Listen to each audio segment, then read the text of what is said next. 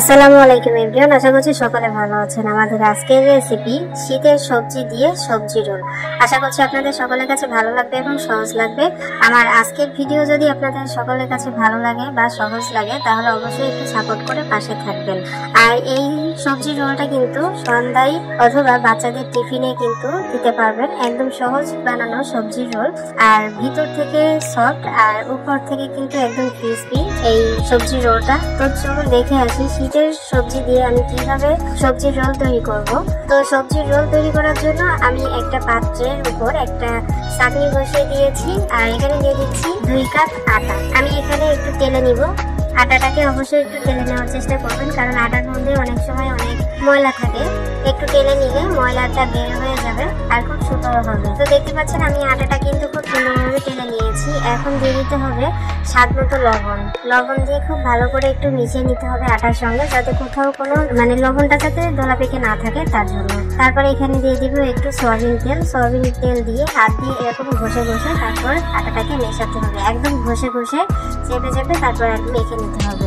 আটাটা যখন এরকম মুখ করলে দলা পেকে যাবে তখন বুঝতে হবে যে আটাটা খুব সুন্দরভাবে তেলের সঙ্গে মিশে গেছে। আটা যখন তেলের সঙ্গে খুব ভালোভাবে মেশানো হয়ে গেছে তখন এখানে দিয়ে দিব পানি। আপনারা চাইলে হালকা কুসুম গরম পানি দিতে পারেন। আমি একদম নর্মাল পানি দিচ্ছি। নর্মাল পানি দিয়ে খুব সুন্দর একটা ডো তৈরি করে নিব। আমরা সবসময় রুটি বা পরোটা তৈরি করার জন্য যেরকম একটা ডো তৈরি করি, ঠিক ওরকম ভাবে ডো তৈরি করে নিতে হবে। আর পানিটা কিন্তু একেবারে দেওয়া যাবে না, অল্প পানি অ্যাড করে তারপরে আটার ডোটাকে তৈরি করে নিতে হবে। তো দেখতে পাচ্ছেন আমি অল্প পানি অ্যাড করে তারপর আটার ডোটাকে তৈরি করে নিচ্ছি। তো দেখতে পাচ্ছেন যে আটার ডোটা কিন্তু তৈরি হয়ে গেছে। আর এরকম ভাবে আমি রেখে দিব রেস্টে। সবজিটা ভেজে নিব, তার জন্য সবজিটা ভাজতে যতক্ষণ সময় লাগে ঠিক ততক্ষণ পর্যন্ত আটার ডোটা রেস্টে থাকবে। তারপর চলে এসেছি চুলায় একটা কড়াই বসিয়ে দিয়েছি। কড়াই বসিয়ে দিয়ে তারপর পরিমাণ মতো তেল দিয়ে দিলাম। তেলটা যখন ভালো মতো গরম হয়ে গেছে তখন এখানে দিয়ে দিব কিছু পেঁয়াজ কুচি, কিছু কাঁচামরিচ কুচি, তারপরে কিছু আদা রসুন কুচি করে আমি দিয়েছি। দিয়ে অনবরত নেড়েচেড়ে ভেজে নিতে হবে। একটু যখন ভাজা হয়ে যাবে, একটু যখন সফট হয়ে যাবে তখন এখানে দিয়ে দিব গোটা জিরাটা অবশ্যই দিবেন। আপনারা চাইলে আরো পাঁচফোড়ন এগুলো কিন্তু দিতে পারবেন। আবার মশলাটা যখন ভাজা হয়ে গেছে তখন এখানে দিয়ে দিব স্বাদ মতো লবণ, আর হলো হাফ টিস্পুনের মতো দিয়ে দিব হলো হলুদের গুঁড়া। আপনারা চাইলে এখানে মরিচের গুঁড়াটাও ব্যবহার করতে পারবেন, অথবা কালো গোলমরিচ আছে সেটাও গুঁড়ো করেও কিন্তু এখানে দিতে পারবেন। যাই হোক, সবকিছু ভালো করে মিশিয়ে নিয়েছি আমি। সবকিছু মেশানোর পর আমি এখানে দিয়ে দিলাম কিছু টমেটো কুচি। টমেটোটা একটু মশলার সাথে আমি একটু ভেজে নিব, জাস্ট 2-3 মিনিটের জন্য। টমেটোর যে কাঁচা গন্ধটা সেটা দূর হওয়ার জন্য। তারপর এখানে দিয়ে দিব আগে থেকে আমি একটা ফুলকপি কুচি করে রেখেছিলাম, একদম ছোট করে কুচি করে রেখেছিলাম। আপনারা দেখতে পাচ্ছেন ফুলকপি আমি এখানে দিয়ে দিলাম। এখন যেহেতু শীত চলে এসেছে সেহেতু ফুলকপি কিন্তু আপনারা পাবেন। তো ফুলকপি আর পাতাকপি দিয়ে আজকে রোলটা আমি তৈরি করে দেখাবো আপনাদেরকে। তো আপনারা সম্পূর্ণ ভিডিওটি দেখতে থাকুন। ফুলকপি দেওয়ার পর আমি খুব সুন্দর করে নেড়েচেড়ে নেব। খুব সুন্দর করে নেড়েচেড়ে নেওয়ার পর এখানে দিয়ে দিব আগে থেকে আমি পাতাকপি কুচি করে রেখেছিলাম, দেখতে পাচ্ছেন এখানে দিয়ে দিলাম। আর এই সব কিছু কিন্তু একদম ভেজে অল্প একটু হয়ে যাবে, খুব বেশি কিন্তু থাকবে না।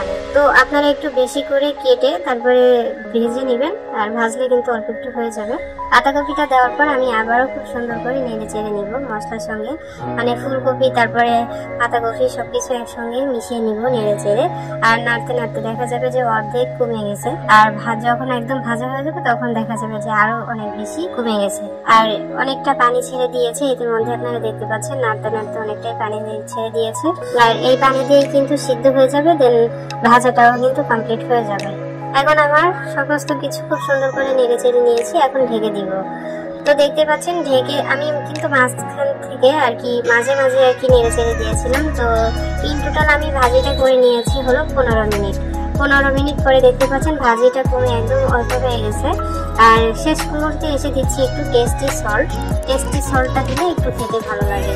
আর শুরুতে আপনারা লবণটা একটু কম করে দিবেন, পরে যদি মানে শেষ পর্যায়ে এসে যদি মনে হয় যে লবণটা কম হয়ে গেছে অবশ্যই চেক করে নেবেন। লবণটা কম হয়ে গেলে লবণটা দিয়ে দিবেন। তো আমি যা দিয়েছিলাম তাতে একদম পারফেক্ট হয়েছিল।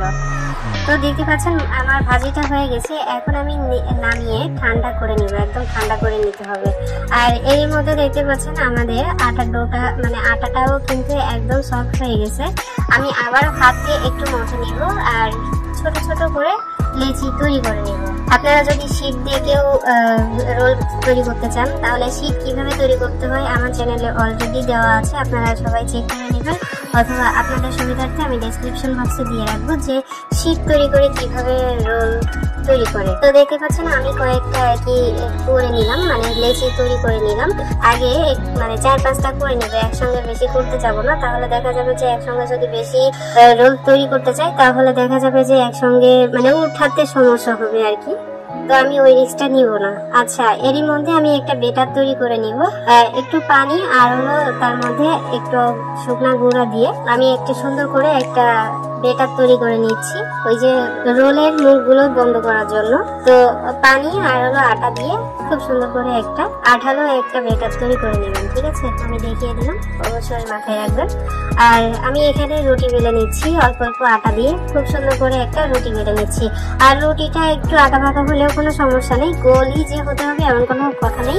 আমরা যেহেতু রোল তৈরি করবো তো এই রুটির আশপাশ কিন্তু একদম রোলের ভিতরে চলে যাবে, তো এর টেনশনের কিছু নাই। যে রুটিটা আঁকা বাঁকা হয়ে গেছে এতে টেনশনের কিছু নেই। ঠিক আছে, তো দেখতে পাচ্ছেন আমি রুটিটা কিন্তু তৈরি করে নিয়েছি। আর আমার রুটিটাও কিন্তু একটু আঁকা বাঁকা হয়েছে। তো আমি কিভাবে করছি আপনারা দেখবেন। আর আমার মনে হয় রোল সবাই পারেন। আমার চ্যানেলে আরো কয়েকটা রোলের রেসিপি দেওয়া আছে, আপনারা চাইলে সেইগুলো কিন্তু দেখে আসতে পারবেন। ঠিক আছে, আর রুটিটা দেখতে পাচ্ছেন আমি বেলে নিলাম। আর রুটিটা কতটা পাতলা হয়েছে আপনারা কিন্তু দেখে বুঝতে পারছেন, একদম পাতলা একটা রুটি তৈরি করে নিয়েছি। তারপর ভাজিটা একদম ঠান্ডা করে নেবেন। ভাজিটা আমরা যখন ঠান্ডা হয়ে গেছে তখন আমি এখানে দিয়ে দিচ্ছি প্রায় 2 চামচের মতো ভাজি আমি এখানে দিয়ে দিচ্ছি। আর ঘরে তৈরি খাবার কিন্তু সবসময় ফ্রেশ খাবার হয়। আর আপনারা যদি কেউ বাইরে থেকে কিনে খেতে চান তাহলে কিন্তু এরকম ভরপুর সবজি কিন্তু পাবেন না। সবজি রোল মানে সবজি কোনো রকম একটু দিয়ে তারপরে আর কি ওনারা রোল তৈরি করে বিক্রি করে, কারণ ওনাদের ওইটা হলো ব্যবসা। আপনারা যদি ঘরে তৈরি করে খান তাহলে দেখবেন যে এইরকম মানে নিজের হাতের ফ্রেশ খাবার খেতে পারবেন।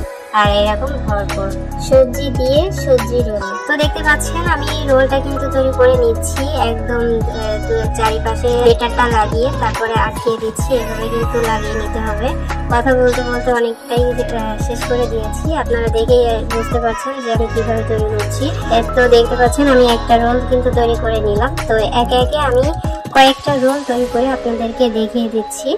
তো আমি অফ ক্যামেরায় কয়েকটা রোল কিন্তু অলরেডি তৈরি করে নিয়েছি, দেখতে পাচ্ছেন। এখন চলে এসেছি হলো চুলায় আমি আগে থেকে একটাতে কড়াই বসিয়ে তেল গরম করতে দিয়েছিলাম। তেলটা কিছুটা মানে অল্প গরম হয়েছে, বেশি গরম করার দরকার নেই। তেলটা এরকম অল্প গরম হয়ে গেলেই কিন্তু আপনারা রোলগুলো দিবেন, কারণ রোল হতে একটু সময় লাগবে। আর আপনারা চুলার জালটা একটু মিডিয়াম থেকে একটু লোতে করে দিবেন, তাহলে কিন্তু একদম ভিতর থেকে হতে শুরু করবে রোলটা।